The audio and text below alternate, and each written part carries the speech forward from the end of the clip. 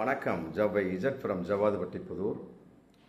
Power writer அப்படிங்கிற YouTube channel மூலமாக உங்களை மீண்டும் சந்திப்பு ரொம்ப மற்ற மகிழ்ச்சி. அத்தோட எங்கள் சேனலை சப்ஸ்கிரைப் பண்ணுங்கள், பெல் பட்டன் அழுத்த மறந்துடாதீங்க. அத்தோட எல்லாத்துக்கும் ஷேர் பண்ணுங்கள். பொதுவாக ஒரு கட்சியை கெடுக்கணும் அப்படின்னா அந்த கட்சிக்குள்ளேயே எந்த கட்சி ஆசைப்படுகிறதோ அது சம்பந்தப்பட்ட அனுதாபிகளை உருவாக்கினாலே போதும்.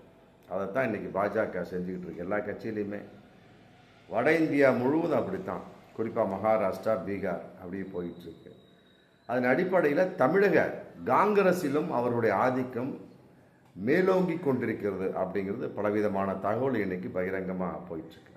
ஆரம்பத்தில் பலிகடாவானது நிறைய பேர் இருந்தாலுமே குறிப்பாக கூர்ந்து கவனிக்கப்பட வேண்டிய ஒரு நபர்.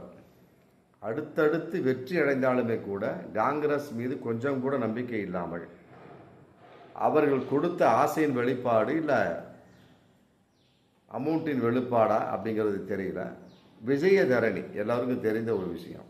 எம்எல்ஏ பதவியே அவர் ராஜினாமா பண்ணிட்டு எம்பி சீட்டு கன்னியாகுமரிக்கு சீட்டு கேட்டார். இந்தா கொடுத்துருவோமுங்க, அந்த கொடுத்துருவோமுங்க. அன்னைக்கு அண்ணாமலை தமிழக பாஜக தலைவராக இருந்தார். அப்புறம் கடைசியில் சீட்டே கொடுக்க கிடையாது. பின்னால் கொடுக்கப்படும்னு எல் முருகன் சொன்னார். இன்னைக்கு வரைக்கும் ஒரு பொறுப்பு கூட கிடையாது பாஜகவில். விஜயதரணி எங்கே இருக்காருன்னே தெரியல. பாஜகவில் இருக்கின்றார், ஆனால் பொறுப்பில் இருக்கின்றாரா? சமீபத்தில் கூட 4-5 மாதத்துக்கு முன்னால் கூட மிகப்பெரிய பொறுப்புதாரி லிஸ்ட்டு போட்டாங்க. நயினார் நாகேந்திரன் ஒன்றுமே கிடையாது.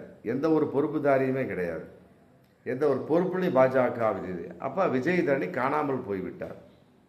பாஜகவில் இருந்து கொண்டே காணாமல் இருந்து கொண்டிருக்கிறார். காங்கிரஸில் இருந்திருந்தால் இந்நேரம் அவர் கட்டாயமாக ஒரு எம்எல்ஏவாக இருந்து கொண்டிருப்பார். அடுத்தடுத்து என்ன நிலைப்பாடு அப்படிங்கிறது அங்கே கட்சிக்குள்ளிருந்தே கேட்கக்கூடிய சமயத்தில் நம்பிக்கையின் வெளிப்பாடாக அதை வெளிப்படுத்தி அந்த கட்சிக்காரங்க தருவாங்க. செல்வ பிறந்த எவ்வளோ சொன்னார், கட்சியை விட்டு போகாதமா, அந்த கட்சி ஏமாற்றி போடுவானுங்க, எவ்வளோ சொன்னார், கேட்கல. இன்னைக்கு அனாதையாகி போன விஜயதரணி இன்னைக்கு பாஜகவில் இருக்கின்றாரா அப்படிங்கிற ஒரு சந்தேகம். இது மாதிரி அங்கங்கே ஒரு அனுதாபிகளை உருவாக்கி அந்த கட்சியை விட்டு வெளியே கிளப்புறது, அப்புறம் அந்த கட்சிக்குள்ளேயே குழப்பத்தை ஏற்படுத்த வேண்டியது. அவங்களும் விளங்க மாட்டாங்க. அந்த கட்சி விளங்காமல் எவ்வாறு பண்ணுவது அப்படிங்கிற அடுத்தடுத்த ஸ்டெப்பு. அதன் அடிப்படையில் செல்வ பெருந்தையை கூட சும்மா சொல்ல முடியாது. ஆரம்பத்தில் 2022-23 ரேஞ்சில் கூட அவர் சொன்னார், நாங்கள் காமராஜர் ஆட்சி அமைப்போம், என்ன மற்றபடி கூட்டணி ஆட்சியில் பங்கு அப்படின்லாம் பேசினார். ஆமாம், அதுக்கு ஈவிகே இளங்கோன் அன்னைக்கு உயிரோடு இருந்தார். நல்ல மனுஷன். விட்டு ரெப்புனார் செல்வ பெருந்தகையார். ஏப்பா வாயை வச்சுக்கிட்டு சும்மா இருங்கப்பா, இருக்கிறது கெடுத்து தொலைஞ்சிடாங்கடா சொல்லிட்டு அன்னைக்கே சொன்னார். யார்? ஈவிகே இளங்கோன். அற்புதமான ஒரு மனிதர். ஆமாம், அவர் இல்லாத காரணம் தான் என்னமோ தெரியல. இன்னைக்கு ஏகப்பட்ட உள்ள பாஜகவோட ஸ்லீப்பர் செல்கள், உள்ள ஷிண்டேக்கள், பாஜகவின் அனுதாபிகள் காங்கிரஸுக்குள் நிறைய அதிகரித்து விட்டார்களோ அப்படிங்கிற ஒரு சந்தேகமும் வருது. இப்போ சமீபத்தில் கூட செல்வ பிறந்தவர் சொன்னார் கூட்டணி ஆட்சி வேணும் அப்படின்னார். திடீர்னு அது எந்த புத்தியோ தெரியல. அதன் அடிப்படையில் ஆரம்பத்திலே சில தலைவர்களும் ஆர்எஸ்எஸ் மற்றவர்கள் ஆர்எஸ்எஸ் பாஜகவினுடைய விலை போனவர்களாகவே பேசினாங்க. KS அழகிரி முன்னாள் தலைவர் கூட அப்படி பேசினார். அது கூட அன்னைக்கு கண்டனத்துக்குரிய விஷயமா இருந்தது. ஆமாம், கூட்டணி ஆட்சி வேணும் அப்படின்னு போட்டு நாங்கள் கூட்டணி ஆட்சியை எதிர்பார்க்கின்றோம் அப்படிங்கிற மாதிரிலாம் பேசினார். அப்புறம் அவர் காங்கிரஸ் தலைவர் பொறுப்பிலிருந்து நீக்கப்பட்டார். மற்றபடி வேற இன்னைக்கு செல்வ பிறந்தையை போட்டு ரன் பண்ணிட்டு இருக்கிறாங்க. அதே மாதிரி தான் சட்டப்பேரவை காங்கிரஸ் தலைவர் ராஜேஷ்குமார் என்ன அடுத்த 2026 நாங்கள் கூட்டணி ஆட்சி தான் கேட்போம், 117 தொகுதி கேட்போம் அப்படின்னு சொல்லிட்டு சமீபத்தில் பேசினார். இது எந்த அர்த்தமே தெரியல.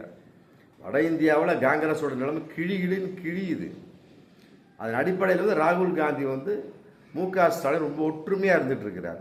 அந்த ஒற்றுமைக்கு இவர்களெல்லாம் கெடுத்து விடுவார்களோ அப்படிங்கிறது மிகப்பெரிய ஒரு விஷயமா இன்னைக்கு போயிட்டு. அதே மாதிரி பெரம்பலூர் காங்கிரஸ் RVJ சுரேஷ் அப்படிங்கிறவர் இன்னைக்கு அனைத்து தொகுதியிலும் தனித்து போட்டியிட வேண்டுமா, அன்னைக்கு பேட்டி கொடுக்குறார். அனைத்து தொகுதியும் தனித்து போட்டிக்கிட்டால் காங்கிரஸோட நிலைமை என்ன? நல்லா யோசிக்கணுங்க. எந்த ஒரு பேச்சும் யோசிக்கணும். சும்மா எனக்கு தான் தெரியும்னு பேசிடக்கூடாது. அப்போ எதிர்க்கு அந்த கூட்டணி கட்சிக்காரங்க என்ன நினைப்பார்கள் அப்படிங்கிற கேள்வி இருக்கு இல்லையா? திமுகவோடு காங்கிரஸ் கூட்டணி ரைட்டு அப்படியே ரன் பண்ணி போயிட்டு 3-4 தேர்தலுக்கு மேலே ரன் பண்ணி கரெக்டாக போயிட்டுருக்குறாங்க. எந்த தோல்வியும் கிடையாது. இதே வட இந்தியாவில் டச் பண்ணி பார்த்தோம்னா ஏகப்பட்ட தோல்வி காங்கிரஸ்.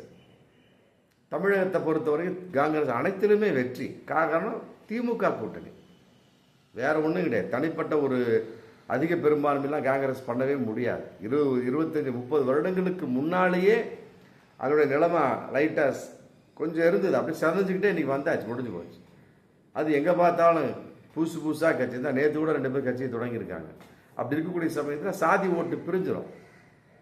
10 ஓட்டுங்கிறது ஆளுக்கு ஒவ்வொரு ஓட்டு தான் கிடைக்கும். அப்படிங்கிறப்ப கூட்டணி சேர்ந்தாதான் 10 ஓட்டாக மாறும். அப்படிங்கிறப்ப காங்கிரஸோட நிலைமை என்ன அப்படிங்கிறத தெரிஞ்சுக்கணும். திமுகவை இன்றைக்கி தனிச்சு நின்றா கூட ஜெயிக்க முடியாது, ஆட்சியெல்லாம் அமைக்க முடியாது. அந்த அளவுக்கு பிரிச்சுட்டாங்க. அதெல்லாம் நினச்சி தான் திமுக எல்லாத்தையும் அரவணைச்சு ஒன்றா போயிட்டு. அந்த அரவணைப்பை காங்கிரஸ் யோசிக்கணும். ஆமாம், காங்கிரஸ் யோசிக்கணும். EVKS இளங்கோவன் இருந்திருந்தால் இதை சும்மா விட்டுருக்க மாட்டார். இந்த ராஜேஷ்குமாரையும் RVJ சுரேஷையும் விட்டுருக்க மாட்டார். ஏன்னா KS அழகிரிக்கு அவருக்கு பிடிக்காது, அது கன்ஃபார்ம் தெரிஞ்ச விஷயம்தான். ஏன்னா இந்த மாதிரி பேசக்கூடிய சமயத்தில் அந்த கூட்டணி கட்சி, குறிப்பாக MK ஸ்டாலின் மற்ற அங்கே இருக்கக்கூடிய என்ன நினைப்பார்கள் அப்படிங்கிற கேள்வி இருக்குது. அதெல்லாம் யோசனை பண்ணி தான் ஒரு கூட்டணி அமைக்கணும். செல்வ பெருந்தகையே அன்னைக்கு வாய் விட்டார், இன்றைக்கி சமீபத்தில் கூட ஒரு வாயை விட்டு இன்றைக்கி அமைதியாக இருந்துகிட்டு இருக்காரு. இது மாதிரி காரணம் என்ன அப்படிங்கிற யோசிக்கக்கூடிய சமயத்தில் காங்கிரஸுடைய அனுதாபிகள் பாஜகவின் அனுதாபிகள் காங்கிரஸ் இருந்து கொண்டிருக்கிறார்கள் அப்படிங்கிற ஒரு தகவல் இன்னைக்கு வந்துட்டு இருக்கு. அப்படிதான் அதிமுகவை இன்னைக்கு சிதைச்சு வச்சிருக்காங்க பாஜக. ஒன்றும் உருப்படி இல்லாமல் போச்சு.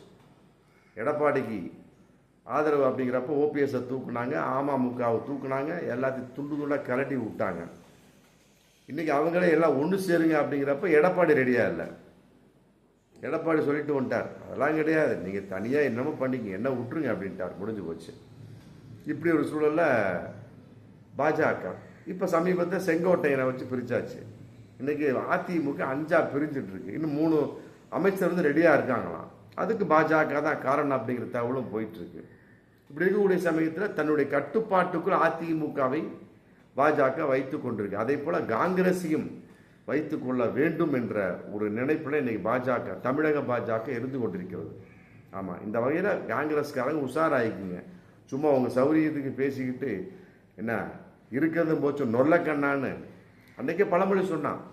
என்ன கதறு கிழிஞ்சா தைக்க முடியாது, காங்கிரஸ்காரனை திருத்தவே முடியாது. ஆமாம், அற்புதமாக பழனி பாபா எல்லா மீட்டிங்லையும் சொல்லுவார். ஏன்னா அவரும் ஏகப்பட்ட ட்ரை பண்ணிட்டா காங்கிரஸில், என்ன சொன்னாலும் கேட்க மாட்டாங்க அப்படின்னு ஓப்பனாகவே சொல்லுவார். ஏன்னா தொண்டர்கள் இல்லாத ஒரு கட்சின்னு சொல்லிட்டு பழனி பாபா அடிக்கடி சொல்லுவார். புரியுதுங்களா? அந்த மாதிரி ஒரு நிலைமை இன்று வந்து விட்டதோ அப்படின்னு சந்தேகப்படக்கூடிய ஒரு சூழல். அதனால் வரும் காலங்களில் 2026 சட்டமன்றத்தில் ஜெயிக்க நிறைய வாய்ப்பு இருக்குது. திமுக கூட்டணி விட்டுட்டு போனீங்கன்னா 0 தான், ஒரு சீட்டு கூட கிடைக்காது. ஆமாம், இதன் மூலமாக நான் சொல்லிக் கொள்வது. அதனால் காங்கிரஸ் குறிப்பாக செல்வ பிறந்து எல்லாத்தையும் வாய் அடக்குங்க. ஆமாம், இல்லாட்டி விஜய் தரனுடைய நிலைமை தான் உங்களுக்கும். பார்ப்போம் மீண்டும் அடுத்த வீடியோ. நன்றி.